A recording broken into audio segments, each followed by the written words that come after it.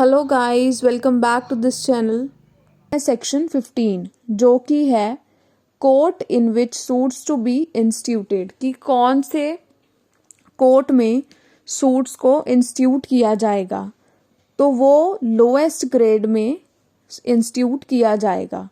Suits shall be in the court of lowest grade competent to try it, कि जिस court के पास jurisdiction है, कॉम्पिटेंट कोर्ट होना चाहिए लोएस्ट ग्रेड का, वहाँ सूट्स को इंस्टीट्यूट किया जाएगा। ये सेक्शन 15 में बताया गया है। सो अब हम करते हैं टेरिटोरियल ज्यूरिस्डिक्शन, जो सेक्शन 16 से 20 तक दी गई है। अब टेरिटोरियल ज्यूरिस्डिक्शन 2 टाइप्स की है। First is general and second is specific. General jurisdiction section 20 में दी गई है, और स्पेसिफिक ज्यूरिस्डिक्शन जिसमें कुछ स्पेसिफिक टाइप्स आएंगे, कुछ स्पेसिफिक मैटर्स आएंगे, वो सेक्शन 16 से 19 तक दी गई है। तो अब हम करते हैं सबसे पहले सेक्शन 20। अब हम एक बात यहाँ पर ध्यान में रखेंगे कि जो प्लेंटिफ होता है, प्लेंटिफ को सूट का मास्टर कहा जाता है। Plaintiff is the master of suit because he decide where to file suit, क्योंकि प्लेंटिफ ही सूट को इंस्टीट्यूट करता है। उसके बाद सूट जो है उसकी प्रोसीडिंग्स बाद में स्टार्ट होती हैं। So plaintiff is the master of suit. So अब हम सेक्शन 20 पहले करते हैं। That other suits to be instituted where defendant reside और कॉज ऑफ एक्शन अराइज। अब इसमें हमें पता चल रहा है कि सूट्स कहाँ पे इंस्टीट्यूट होंगे, जहां डिफेंडेंट रह रहा है या कॉज ऑफ एक्शन अराइज हुआ है। जैसे every suit instituted in a court within the local limits of whose jurisdiction, कि जो सूट है वो कोर्ट में इंस्टीट्यूट होगा जहां लोकल लिमिट्स वहां ज्यूरिस्डिक्शन की बन रही हैं। मतलब जो ज्यूरिस्डिक्शन है उसकी लोकल लिमिट्स में सूट इंस्टीट्यूट होगा। जैसे मान लो अगर कोई व्यक्ति दिल्ली में रह रहा है या पंजाब में रह रहा है, तो पंजाब में जैसे लुधियाना में रह रहा है, तो लुधियाना में ही वह सूट को इंस्टीट्यूट कर सकता है। उसकी लोकल लिमिट्स हैं जो ज्यूरिस्डिक्शन की। सो इसमें सेक्शन 20A है, वो बताता है defendant where actually and voluntarily resides और कैरीज ऑन बिजनेस और पर्सनली वर्क्स फॉर गेम। जहाँ डिफेंडेंट रह रहा हो वॉलंटरली अपनी मर्जी से, जहाँ पर वो बिजनेस चला रहा हो या फिर कोई भी ऐसा काम कर रहा हो जो उसे पर्सनल गेन करवा रहा हो। And second is, if more than one defendant, then common jurisdiction of all defendant their file suit. अगर एक से ज़्यादा जो डिफेंडेंट हैं तो एक कॉमन ज्यूरिस्डिक्शन ले ली जाएगी जहाँ पे सूट फाइल करना होगा। अब उसके बाद है, if any company has sole principal officer then suit file there. अगर कोई कंपनी है जिसका एक सोल प्रिंसिपल ऑफिस है तो सूट वहाँ पे फाइल किया जाएगा। अगर उसकी मल्टीपल ब्रांचेस हैं, देन जहाँ पे कॉज ऑफ एक्शन अराइज हुआ है उनमें से किसी भी एक ब्रांच में, मतलब उसकी लोकल ज्यूरिस्डिक्शन में सूट फाइल किया जाएगा। एंड उसके बाद है, अगर कोई भी ऐसी ब्रांच नहीं है, देन प्रिंसिपल ऑफिस की जो लोकल ज्यूरिस्डिक्शन में आता है प्रिंसिपल ऑफिस, तो उसमें उस कोर्ट में सूट इंस्टीट्यूट किया जाएगा। अब उसके बाद है section 20B, more than one defendant and no common link. अगर पहले हमने जैसे पढ़ा है कि जैसे मोर देन वन डिफेंडेंट हैं तो कॉमन ज्यूरिस्डिक्शन में हम सूट फाइल कर सकते हैं। अब 20B क्या बताता है कि बहुत सारे डिफेंडेंट्स हैं पर कोई भी कॉमन लिंक उनमें नहीं है। Then plaintiff choose that where file suit. तो प्लेंटिफ जो है, हमने जैसे पहले पढ़ा है कि plaintiff is the master of suit, तो प्लेंटिफ चूज करेगा कि कहाँ पे सूट को फाइल करना है। But with the permission of court, पर उसे परमिशन कोर्ट की लेनी पड़ेगी इसमें। उसके बाद सेक्शन 20C है कॉज ऑफ एक्शन अराइज। अब सूट कहाँ पे फाइल होगा? जहाँ कॉज ऑफ एक्शन अराइज हुआ है, ये हमने पढ़ा है। पर इसमें दो बातें अलग हैं कि अगर तो cause of action Holi arise हुआ है, होली मतलब जैसे कॉज ऑफ एक्शन अराइज हुआ है, जैसे मान लो चंडीगढ़ में हुआ है या लुधियाना में हुआ है, वहाँ पूरा का पूरा मतलब जो भी घटना हुई है या जो भी मतलब बात हुई है, कॉज ऑफ एक्शन वहीं पे अराइज हुआ है और किसी जगह पे नहीं, तो उनकी लोकल ज्यूरिसडिक्शन में फाइल होगा सूट। अगर पार्टली, जैसे पार्टली मान लो आधा जो कॉज ऑफ एक्शन है वो, आधी जो घटना है वो वहाँ पे चंडीगढ़ में हुई है और आधी जो घटना है वो लुधियाना में हुई है, तो ऐसे partly cause of action arise हुआ है, पार्टली दो जगहों पे हो गया, तो दोनों में से किसी भी जगह पे जो उसकी लोकल ज्यूरिसडिक्शन है, कोर्ट उसकी ज्यूरिसडिक्शन में आता है, तो वहाँ पे सूट फाइल हो सकता है। अभी ये है सेक्शन 20 के बारे में कि other suits to be instituted, ऐसे कौन से जो सूट्स हैं जो हम फाइल कर सकते हैं जहां डिफेंडेंट रहता हो या जहां पे कॉज ऑफ एक्शन अराइज हुआ हो, तो उन प्लेसेस पे जो है सूट फाइल हो सकता है। एक हमने जैसे पढ़ा कि जहां डिफेंडेंट रह रहा हो या अपने पर्सनल गेन के लिए वो वर्क कर रहा हो, या फिर बहुत ज़्यादा डिफेंडेंट हो पर उनमें कोई कॉमन लिंक नहीं है, देन प्लेंटिफ चूज करेगा सूट फाइल कहाँ पे होगा। या अगर कॉज ऑफ एक्शन होली जहाँ पे अराइज हुआ है या पार्टली जिन जगहों पे अराइज हुआ है, तो वहाँ सूट फाइल होगा। अब उसके बाद हम करते हैं section 16 suits to be instituted where subject matter situate, कि सूट्स जो हैं वो इंस्टीट्यूट होंगे जहाँ पे सब्जेक्ट मैटर है, ठीक है, जहाँ पे मतलब जो राइट है, जहाँ से वो राइट अराइज हुआ है उस पे सूट्स वहाँ पे इंस्टीट्यूट होंगे। जैसे मान लो रिकवरी करनी है किसी इमूवेबल प्रॉपर्टी की, तो जहाँ पे प्रॉपर्टी है, जैसे प्रॉपर्टी मान लो दिल्ली में है या प्रॉपर्टी लखनऊ में है, तो वहीं पे सूट इंस्टीट्यूट किया जाएगा। या प्रॉपर्टी रायपुर में है तो वहाँ से सूट इंस्टीट्यूट किया जाएगा जहाँ इमूवेबल प्रॉपर्टी सिचुएटेड है। So first is for the recovery of immovable property with और विदाउट रेंट और प्रॉफिट। सो ये जो रेंट और प्रॉफिट है वो इसके साथ हैं या इसके साथ नहीं है, तो जहाँ पे इमूवेबल प्रॉपर्टी सिचुएटेड है वहाँ पे सूट फाइल होगा उसकी लोकल ज्यूरिसडिक्शन में जो कोर्ट आता है। उसके बाद है for the partition of immovable property. अब सूट और किस चीज़ के लिए फाइल हो सकता है?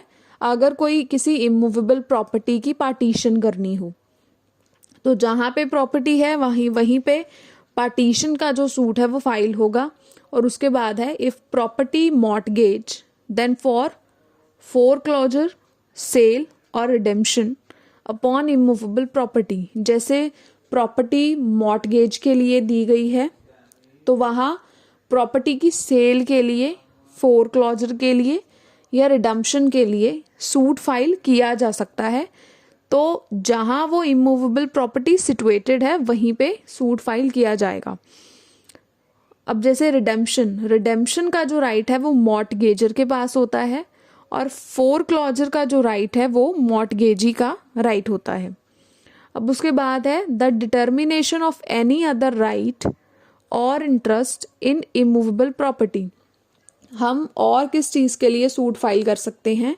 अगर हमने कोई भी राइट को डिटरमाइन करना है, अगर कोई इमूवेबल प्रॉपर्टी है, अगर उस इमूवेबल प्रॉपर्टी से रिलेटेड हमारा कोई भी राइट अराइज हो रहा है या हमारा इंटरेस्ट है उसमें, तो हम अपने इंटरेस्ट को लेने के लिए या अपने राइट को एक्सरसाइज करने के लिए सूट फाइल कर सकते हैं जहाँ पे वो इमूवेबल प्रॉपर्टी सिचुएटेड है। And next is for compensation for wrong to immovable property. अगर मान लो हमारी जो इमूवेबल प्रॉपर्टी है उसे कोई भी रॉन्ग या उसे कोई डैमेज हुआ है तो उसके लिए हम कंपनसेशन का सूट फाइल कर सकते हैं। एंड उसके बाद है for recovery of movable property actually under distraint और attachment.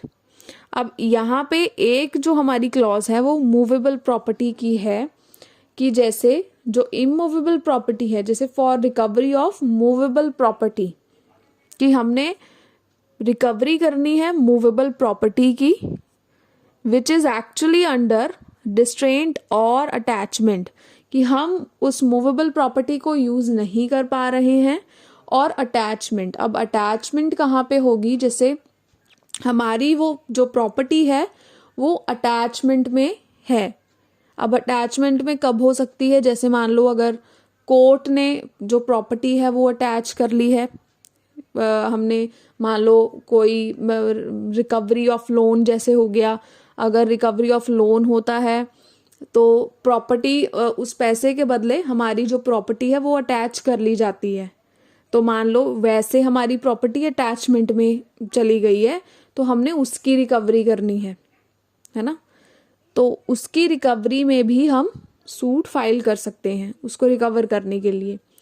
Suit shall instituted in court within local limits of property situate. तो सूट्स कहाँ पे फाइल होगा, जहाँ प्रॉपर्टी सिटुएटेड है, within local limits of property situate. तो ये था हमारी इमूवेबल प्रॉपर्टी के बारे में। अब सेक्शन 17 हमें बताता है सूट्स फॉर इमूवेबल प्रॉपर्टी। यहाँ IMM मतलब immovable property situate within jurisdiction of different courts. अब यहाँ पे क्या बताया गया है कि सूट फाइल करना है इमूवेबल प्रॉपर्टी का जो कि डिफरेंट कोर्ट्स की ज्यूरिसडिक्शन में आती है। जैसे जो हमारी प्रॉपर्टी है वो आधी मान लो चंडीगढ़ की ज्यूरिसडिक्शन में आती है, आधी हरियाणा के ज्यूरिसडिक्शन में आती है, और आधी जो है वो पंजाब की ज्यूरिसडिक्शन में आती है। ऐसी जगह हमारी प्रॉपर्टी है। तो अब यहाँ चंडीगढ़, हरियाणा, पंजाब 3 ज्यूरिसडिक्शंस में हमारी प्रॉपर्टी आती है। सो यहाँ पे डिफरेंट कोर्ट्स हैं तो कहीं पे भी प्रॉपर्टी जा सकती है। तो ऐसे हम अब पढ़ेंगे कि तब हम कौन सी ज्यूरिसडिक्शन डिसाइड करेंगे कि एक्चुअल ज्यूरिसडिक्शन क्या होगी जिसमें हम सूट फाइल करेंगे। तो अब है immovable property more than one place. अगर इमूवेबल प्रॉपर्टी प्लेस्ड है एक से ज्यादा जगह पर, सूट में be institute any court within local limits whose jurisdiction portion of any property is situate. अब क्या है, यहाँ हमें बताया गया कि जो प्रॉपर्टी है वो जिस पोर्शन में आती है, जैसे मान लो आधा हिस्सा जैसे चंडीगढ़ में आता है, तो हम चंडीगढ़ में जो कोर्ट है लोकल लिमिट्स में, उस प्रॉपर्टी की लोकल लिमिट्स में जो भी चंडीगढ़ में कोर्ट आता है हम उसमें सूट फाइल कर सकते हैं। या मान लो हरियाणा में कुछ पोर्शन है प्रॉपर्टी का तो हम हरियाणा में भी सूट फाइल कर सकते हैं। अगर हमारा आधा पोर्शन पंजाब में है तो हम पंजाब में भी सूट फाइल अपना कर सकते हैं, तीनों में से।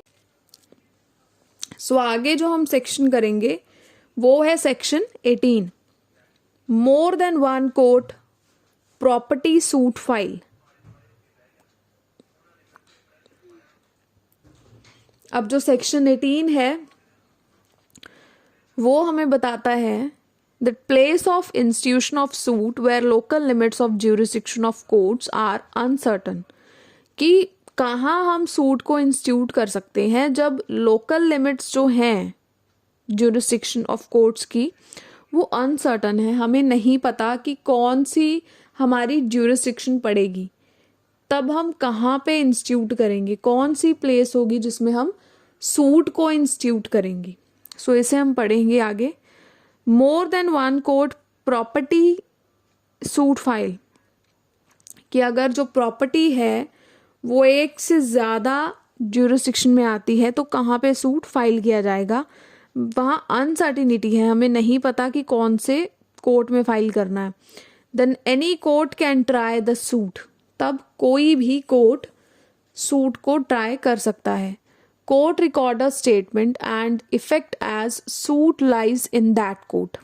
अब यहाँ कोर्ट पहले क्या करेंगे, कोर्ट रिकॉर्ड करेगा स्टेटमेंट एंड उसके बाद ऐसे मान लिया जाएगा सूट लाइज की सूट जो है वहीं का है, मतलब जो कॉज ऑफ एक्शन है वो वहीं अराइज हुआ है और सूट वहीं फाइल होगा। उसके बाद आता है if not record then defendant raises objection in appeal that court has not jurisdiction. अब हमें जैसे पता है कि हमें ज्यूरिसडिक्शन हमारी अनसर्टन है, तो यहाँ पे जो डिफेंडेंट है वो ऑब्जेक्शन रेज कर सकता है अपील में जाके कि कोर्ट के पास ज्यूरिसडिक्शन ही नहीं है इस केस को हैंडल करने की। Appellant court shall not allow the objection, then defendant have to prove there is not reasonable ground of uncertainty. Failure of justice, he raised objection in trial court. तो अब जो appellant court है वो allow नहीं करेगा objection को, क्योंकि appeal वाली स्टेज पे डिफेंडेंट की ऑब्जेक्शन को अलाउ नहीं किया जाएगा।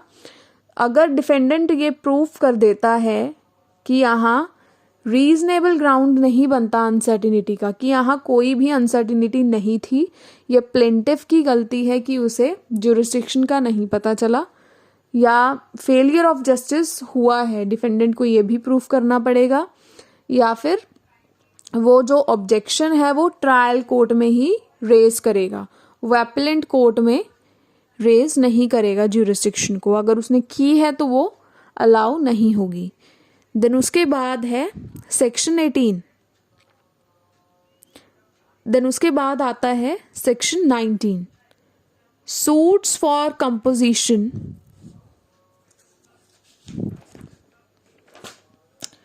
उसके बाद आता है section 19 suits for compensation for wrong to person और मूवेबल्स। अब यहाँ पे सूट्स जो हैं वो हैं कंपनसेशन के। अगर किसी पर्सन के साथ कोई रॉन्ग हुआ है या कोई इमूवेबल या कोई मूवेबल प्रॉपर्टी के साथ हुआ है, जो हमने पिछले सेक्शंस किए हैं वहाँ पे इमूवेबल प्रॉपर्टी के बारे में है, अब हम जो करेंगे वो है मूवेबल प्रॉपर्टी के बारे में। इफ रॉन्ग हुआ है पर्सन या कोई मूवेबल प्रॉपर्टी के साथ, wrong done one place, defendant resides, carry business, work for personal gain. अब जो रॉन्ग हुआ है वो एक जगह पे हुआ है। अब जो केस फाइल होगा वो वहाँ होगा जहाँ डिफेंडेंट रहता है या बिजनेस करता है या कोई काम करता है फॉर पर्सनल गेन के लिए। Plaintiff has option to file suit anywhere. जो प्लेंटिफ है उसके पास ऑप्शन होता है वो कहीं पे भी सूट फाइल कर सकता है, जहाँ प्लेंटिफ खुद रहता हो, जहाँ कॉज ऑफ एक्शन अराइज हुआ हो, या जहाँ पे डिफेंडेंट रहता हो या काम करता हो, कहीं पे भी प्लेंटिफ सूट को फाइल कर सकता है इन पेक्यूनरी या टेरिटोरियल ज्यूरिसडिक्शन में, इन पेक्यूनरी और टेरिटोरियल ज्यूरिसडिक्शन। अगर अब हम साथ में ये भी देख लेते हैं, अगर कोई डिक्री है वो पास होती है उस कोर्ट से जहाँ ज्यूरिसडिक्शन नहीं थी, तो वो जो डिक्री है वो वॉइड नहीं होगी, वो डिक्री इर्रेगुलर मानी जाएगी। That decree will be irregular, that will not be void. So आज के लिए हम इतना ही करेंगे। Thank you so much guys for watching this video. Do like, share and subscribe this channel. Thank you.